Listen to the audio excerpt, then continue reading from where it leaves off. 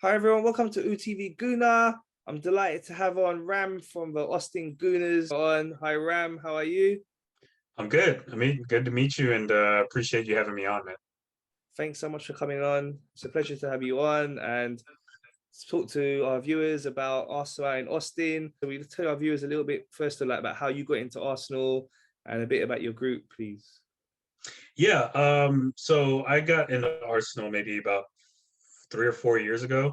Ironically, during the beginning of the Unai Emery era, which, as I've come to learn, it hasn't been like the hottest or the best time to be an Arsenal fan. Over the years that I've started, I've learned the rich history and how great we have been in the past. And it hasn't been that way, but I will say that it has been an amazing journey watching where we started, at least where I started, to where we are now.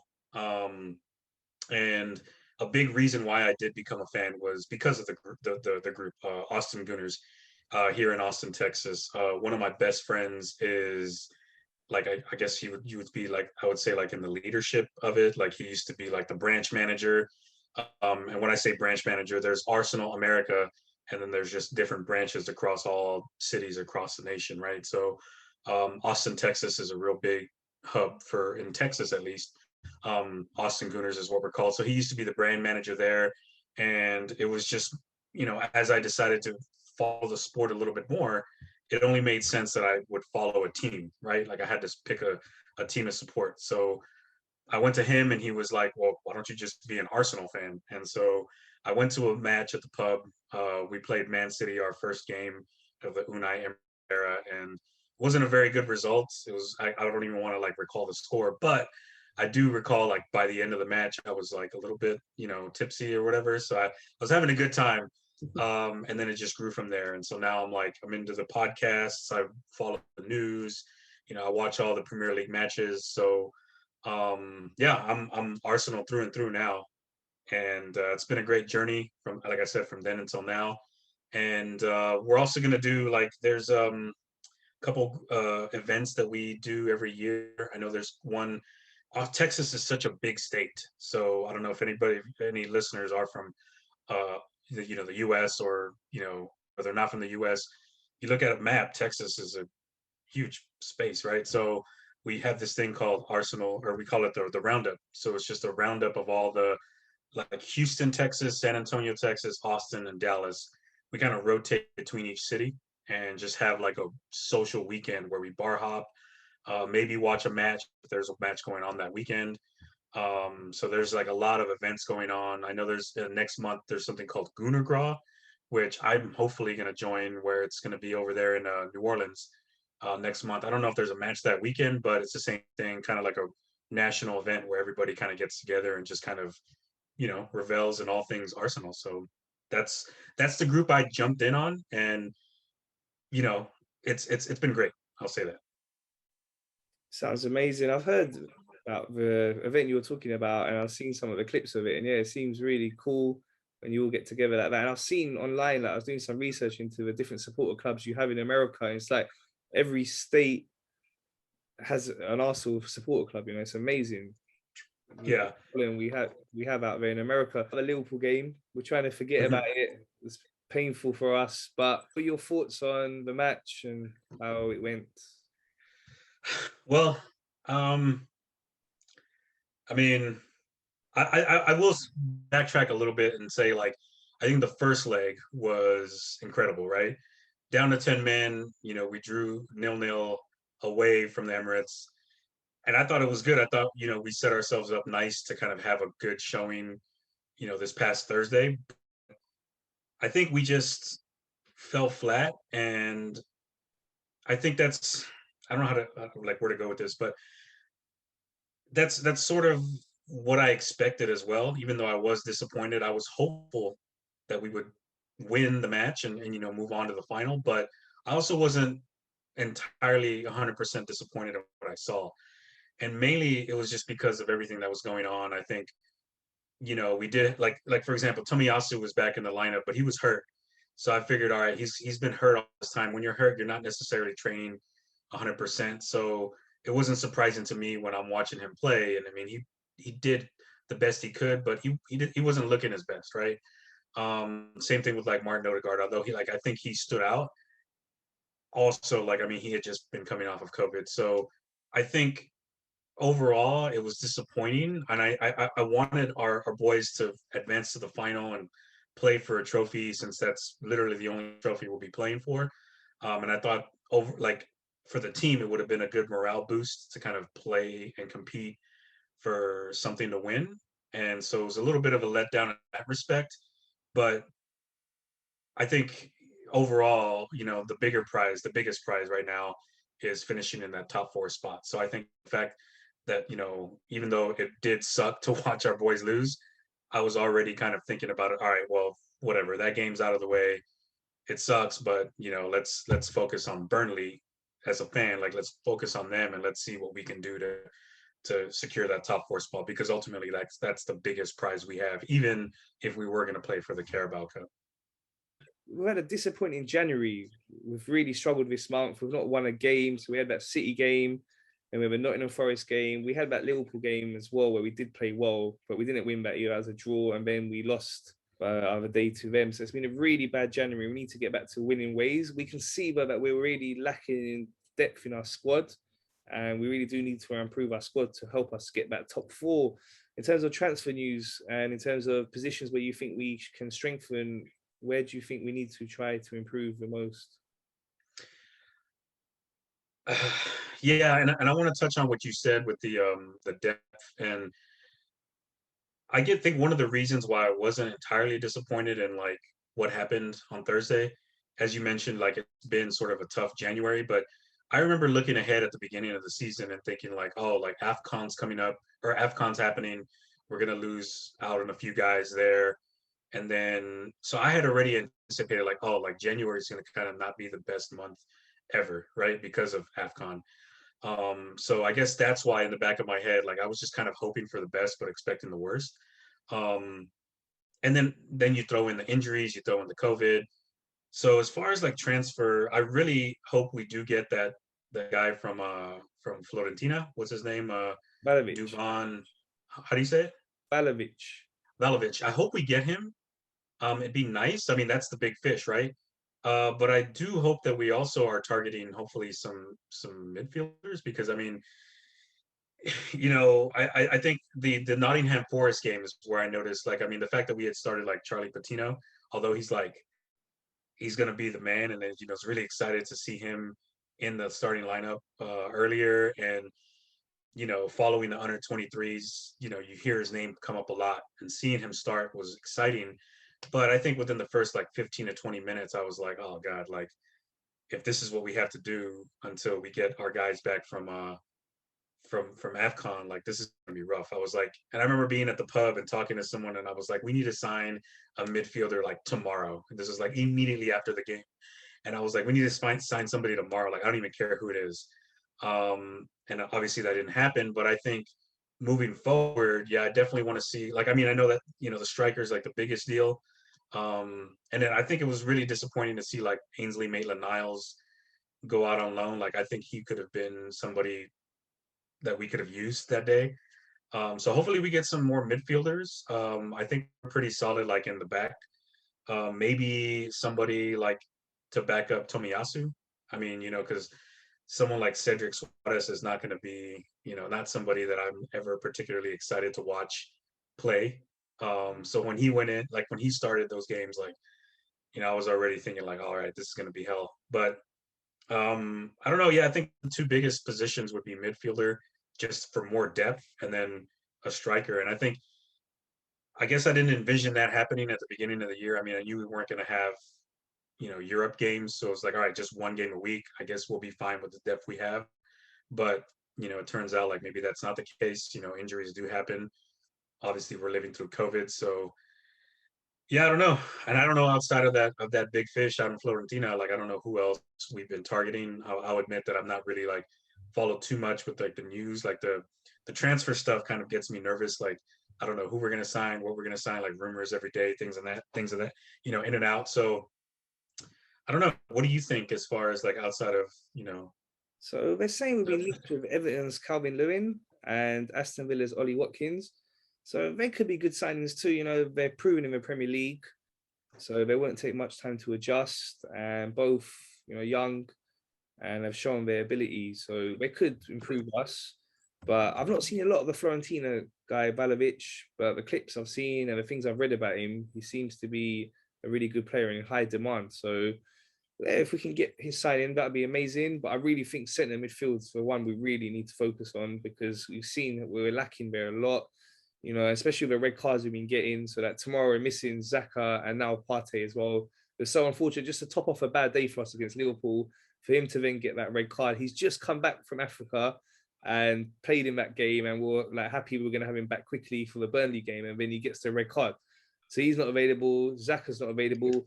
The Congo's really young. A lot of pressure on him to come into the team in his first season and then be like the main man in midfield when them two are not available. Like you say, Charlie Patino, young player, again, same thing, a lot of pressure, not enough experience, in them sort of games. So we're really lacking that. As you said as well, letting Ainsley Maitland-Niles go out on loan.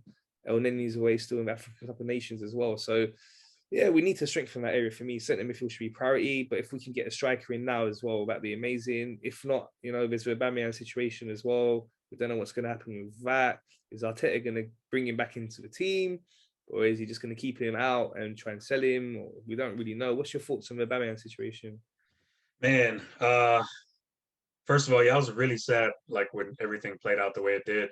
I will say that Aubameyang has been he was the first player that I actually like I will say fall in love with like as an Arsenal fan. Like he was the guy. I mean, he was scoring all the goals. He's an exciting player, obviously. Real flamboyant, like big personality. It was fun to watch. Like for me as sort of a soccer newbie at the time, like my eyes gravitated toward him because he's scoring all the goals. He's the guy, right? So to just see how it's all been playing out, it's been real disappointing, as a fan now of Arsenal. I don't know if I want him, and with all that being said, I don't know if I want him back in the team. I feel like when he was in the starting lineup, you know, our attack didn't look so hot. You know what I mean? Like we were struggling to, be, teams weren't fearing us scoring goals when he was in there, ironically, and he's the goal scorer. And then all of a sudden he's out, and like the first game we just started scoring goals like nothing. And so I think even the first match he was out, I don't even remember which one it was. Uh, I was just like, you know what? I don't even think we need him anymore. I think, and it was not that he's like a bad figure in the locker room. Like by all accounts, everything I've read about him, like he's well beloved. Like everybody loves him. He's a captain for a reason, I guess. But I just think maybe it just at some point you just kind of reach that point where you're just not meshing well with everything or what the manager wants to does, what Arteta wants to do, and what the strengths of everybody around him is. So I mean, I think when Lacazette took his place, I felt that he was sort of he does a lot more in my mind, and I kind of want us to keep him, maybe not long term, but I like what he does. I mean, he's not scoring goals, but he seems to be like the stepdad that's taken over and stepped up, and like he's the one like kind of facilitating and just making everybody feel comfortable and being the captain on the field that I think Aubameyang lacked. Like maybe off the field he was good in the locker room, but when you watch, like you want somebody, and I like watching Lacazette like stepping in and talking shit to the ref. I'm sorry if I didn't mean to cuss. Can I cuss on this? I guess Yeah, no cussing. problem. Okay, Yeah. yeah, but I like that when he's talking shit to the ref and stepping up, and getting in his ear and doing this and doing that. Being the guy like firing everybody up, and I think that's. He may not be scoring all the goals, but he's doing all the little things. I think that nobody necessarily notices on the score sheet, or anywhere else. But I think the players notice, and so the players feel more confident to do what they're doing. And I mean, it showed right away. I mean, like I said, as soon as Aubameyang was out of the lineup, it sucked because this is our guy that we're paying, 300,000 pounds a week for. But Lacazette comes in and we just started looking better. So I don't know. I like him a lot, but I kind of hope maybe we can figure out a way to just kind of unload him and just cut ties. I don't even think it's like people hate. I don't even think it's a hate thing. It's just like it's just not working out, buddy. Kind of like with I was listening to a interview with I don't know what podcast it was, but Hector Bellerin was talking with Ian Wright, and he kind of mentioned how like it wasn't that he was unhappy at Arsenal, but he just felt like he reached his wall, and like it was just time to kind of break away. So like the loan really helped him, rediscover his love for the game and love for this and love for that. I'm kind of, you know, going off into another tangent, but I think that's kind of where we are with Aubameyang. So hopefully we can sell him off, and hopefully we do get a striker. And if not, also another guy that kind of popped up is Alexander Isaac, who's on the Swedish national team. I think that's who we're targeting. I don't know if that's a name that's popped in your head. He plays with Sociedad in La Liga. That's another Okay, one. I haven't heard about him, but yeah, we do definitely need to get some business done. Yeah, No, because if we want to get that top four, I think the squad at the moment is a little bit too thin. So, we've been playing well in general this season and we're in a good position to get that top four. So if we can get some transfer business done, that should hopefully give us enough to go through and, have a good end to the season and get the top four place.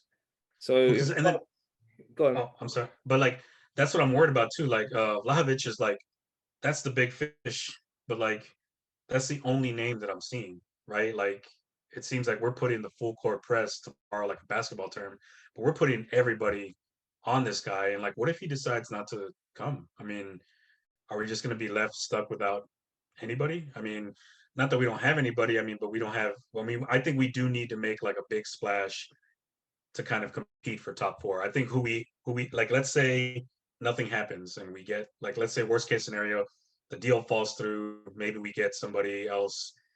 The squad we have right now, I think we compete for top four, but I don't think I think we're like outside looking in. And I think if we get someone like Vlahovic, like instantly, I think we become the favorites to get top four. So I don't know, like it's just it's and it's weird to like be a fan at this point in time because I've always been a fan of Arsenal. Like the whole time I've been a fan of Arsenal, it's been like, well, man, hopefully we'll do better. We'll get better than 10th place, 8th place, and now it's like, oh wow, this is like a whole different level of stress, man. I'll admit that. Like to try and get to the top four, like this is something new and it's exciting too. So I'm looking forward to like what happens. I'll say that much. Yeah, it's really competitive. Many teams that are fighting. United, they had a big win today against West Ham, scoring in the last minute. I was really annoyed about that. A draw would have Yeah. been perfect for us. But yeah, West Ham are there as well, competing for a top four place, along with Tottenham, who have got quite a few games in hand. And then you've got Chelsea as well, who have been dropping points. So, there's a chance that they could be catchable to get a top four place. So there could be two spaces open for the top four. And there's, you'd say, four good teams that are going for it.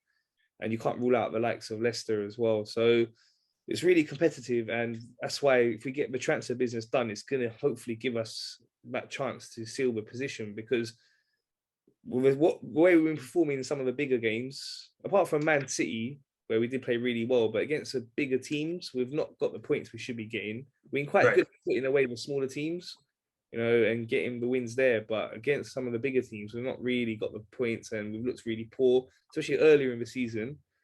But yeah, it'll be interesting to see what transfer business we get done. It seems like with Arsenal, we like to leave it to the last minute. So today is what, the 22nd? Yeah, Yeah, it's 22nd. You're about yeah. to be the So 23rd, yeah, so talking about just over a week to go. And like you said, we leave it last minute and then we don't get some of the deals across the line, we could be left with no one strengthening the positions we need to strengthen. So I hope they get some business done early next week and that'd be good. But then at least if they don't, it gives them a few days still to try and get someone else in if they can't get their number one targets. So let's hope. But like I say, knowing us, we're going to leave it right to the last minute. Remember the summer? Do you remember the summer? How like I remember thinking at some point, like the summer, we're like, damn, we're not getting like. I remember there was chatter like, oh, we're not doing the business we should be doing, and all of a sudden, like we signed Tomiyasu last minute. I feel like was Ramsdale sort of a last minute deal as well. Um, we got Tavares, who was like not like it was exciting to see him get signed, but I think everybody knew like, nah, he's not going to start right away. But I think we got Tomiyasu who started right away, and then Ramsdale who ended up starting right away. Like we did some last minute deals that were like, hell yeah, we did it, and it turned out to be good. So as you say, yeah, like we like to do things at the last minute. I feel like Thomas Partey was another one who was last minute as well, like the transfer window before. So yeah, I think I've learned already. Yeah, like Arsenal likes to take things all the way to the end. So I'm still pretty. I've watched this Dusan Vlahovic is his first full name, but like I've watched him play a little bit in Fiorentina. I do like to watch Serie A sometimes, and he's a man. I'll tell you that much. I mean, he's 21 years old, but he's 6'3", and he's not all the way filled out. So he's an imposing figure. So I'm really excited about him, and I don't know. I don't want to get too excited about him because I don't know, what. It'd be nice to get him in. I'll tell you that much. I mean, we would be a formidable opponent for a lot of these big clubs if we can have somebody who can command the way he commands. And I think that going back to the point, the talking point about Aubameyang, like I don't, he's just not that kind of player anymore. Especially like I guess what we're trying to do. And I mean, he's good now, like as a poacher. I think at this point, kind of like what Ronaldo's doing over at Man City, Man City, excuse me, United. He's a little bit reaching the poacher level of his career. So yeah, we need somebody who's going to go in there and actually just like attack. And I think he'd be somebody. And I think this Isaac guy, actually, I probably have the wrong guy, but there's somebody. I think he plays for Lille, and I'm gonna have to look him up. But I don't want to hold the conversation up a little bit. But there's somebody, and I feel like it's either Alexander Isaac at Sociedad or somebody at Lille who's playing striker who's also been a target for Arsenal, and I think he might be playing for Team Canada. So there's like other names that are like being talked about. I just want a striker. Like I just want somebody who's going to score some goals. Like as much as I talk again about like Lacazette doing his job well, like he's also not scoring goals. So we need a sniper out there. you know. No, for sure, definitely. So if we look now ahead to the Burnley game tomorrow, and it's a big one, you'd normally say it's an easy home win. We should put them away, but the boys' morale will be a bit down after that poor performance against Liverpool. And we do know that we still have players that have just come back from injuries, and it was showing against Liverpool. Some of them really didn't look like they're match fit. And then we got that situation in centre midfield with the suspensions to Xhaka and to Partey. So it's going to be a hard game. Burnley obviously in a relegation battle, so they're going to come and not make it easy for us. We're sitting behind the ball, and we'll have to break them down. And as we're saying, we're lacking that cutting edge without having that striker that's banging in the goals. So it's not going to be an easy game. What's your thoughts on it? I think, yeah. I mean, my biggest worry is like, yeah, we don't have Xhaka, we don't have Partey. Lakonga's young. I'm looking at like the potential lineup that we have, and it's going to probably be the same one that we had against Liverpool, and we saw what those results were. But Burnley is one of those teams, man. I mean, they're always at the bottom of the table, battling to stay out of relegation, but they're scrappy. I don't know how to compare them to like a. I always try and like as a fan, like I always try and compare teams to like NFL teams, but these are one of those teams that they're not going to win a whole lot of games, but they're going to just be annoying. And I think going back to like the first match that we were playing at Burnley and we barely won 1-0, and that was like after we were coming off that horrible start. So obviously we're in a different place right now, but I still think it's going to be one of those like frustrating, ugly games that we're going to maybe struggle to bang out like a 1-0 win, hopefully like 2-0. But I feel confident, but then at the same time, I'm a little worried just because I feel like the confidence in the players, I don't know where they're at, right? So maybe that's Tomiyasu's had a rough game, but maybe it's because of the fitness.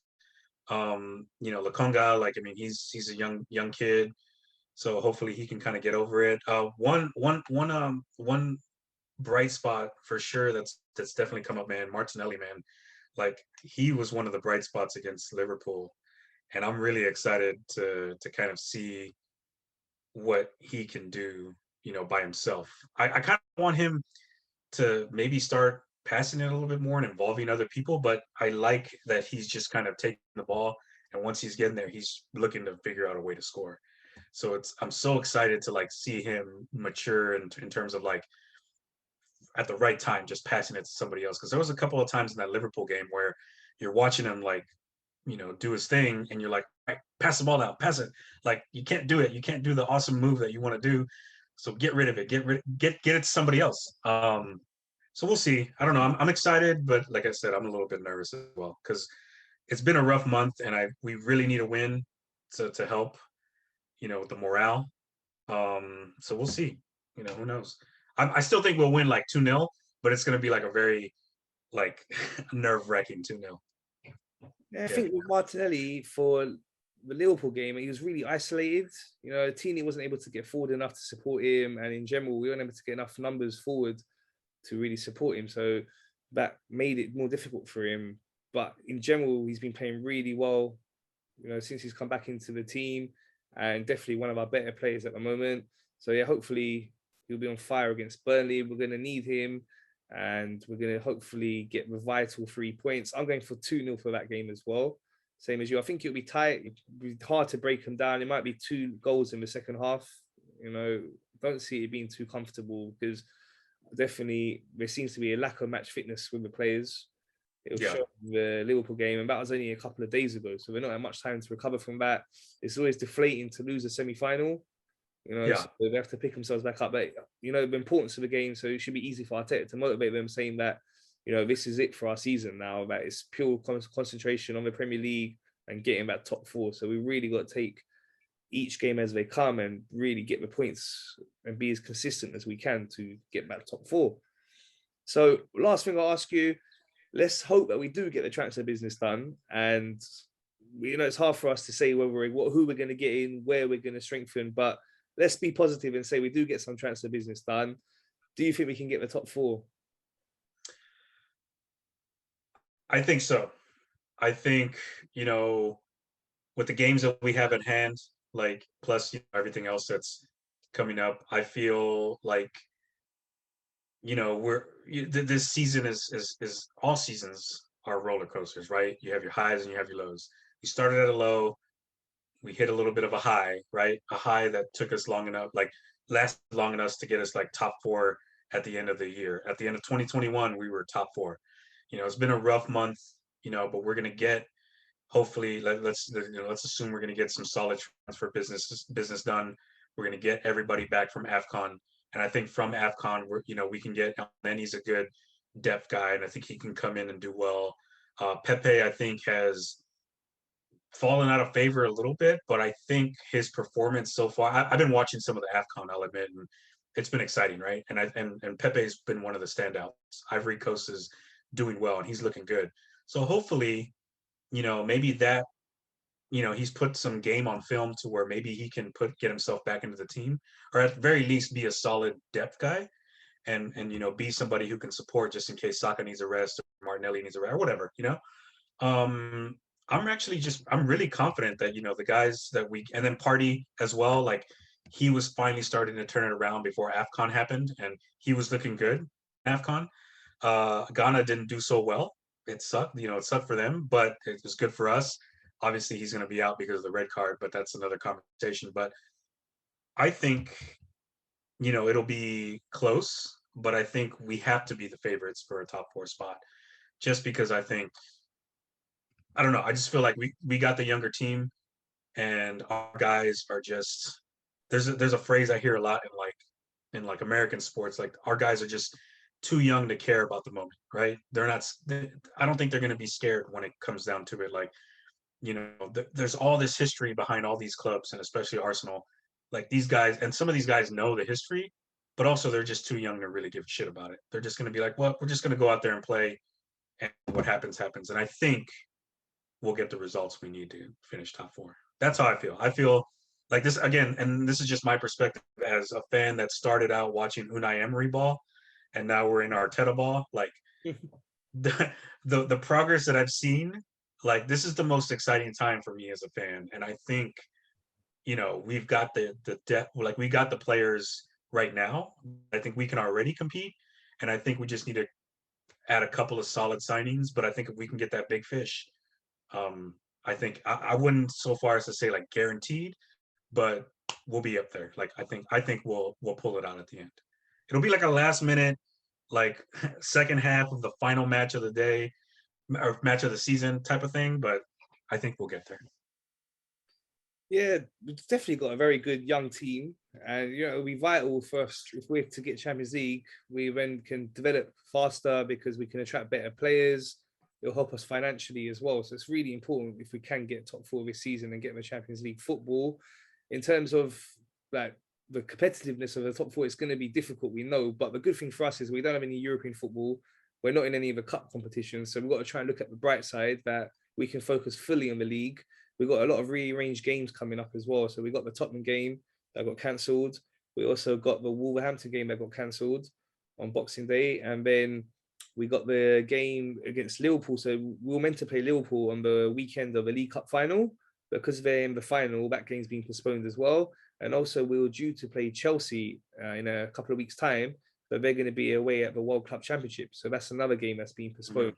And it's not just us. Many teams have got games that are postponed. So there's a lot of fixtures to catch up on. And with us not having the European football and the cup games, that should hopefully give us a bit of an advantage there. And hopefully we get that transfer business done as well. So yeah, definitely a lot to be optimistic for. It's sad to be out of both cup competitions in such a short period of time. It's like a space of 10 days out of both cup competitions. So we got no chance of a trophy this year. But our number one goal this year was to get a top four place. So now we can put all our efforts into that. And like you, I am confident we can do it. Just hope we can get that little bit of transfer business done. If it's both positions, centre midfield and striker, I'd be very confident. But at least one of them we need to strengthen. So if it's both, I'll take one of them to be strengthened. And yeah, let's be positive. Let's hope we play a lot better against Burnley tomorrow. Let's hope we get no red cards. We've had 3 red cards in the last 4 games. Please, man, I'm tired of seeing our guys throw the game plan out of the window because now we got 10 people. Like, it's so annoying. Like, come on, get it together, guys. Yeah. One thing I would say about the Arteta era, like, is the red cards, man. Like, come on, we can do better than that. Yeah, I was speaking to a fan earlier today, and we're saying that sometimes we say we're too soft. So now it seems like we've gone the other way and we're being more aggressive, but we're being a little bit reckless and getting the red cards. So it's just like finding that balance. The players have to have that discipline where we keep, obviously, in control, don't do anything too reckless, and then get down to 10 men. So let's hope the young team, they learn from this. So yeah, that's all from us. It was a pleasure to have you on. Really appreciate your time and hearing your thoughts. Yeah, and I appreciate everybody who ends up watching this or listening to this. Amit, I appreciate you for having me on, and I hope you'll have me on again in the future.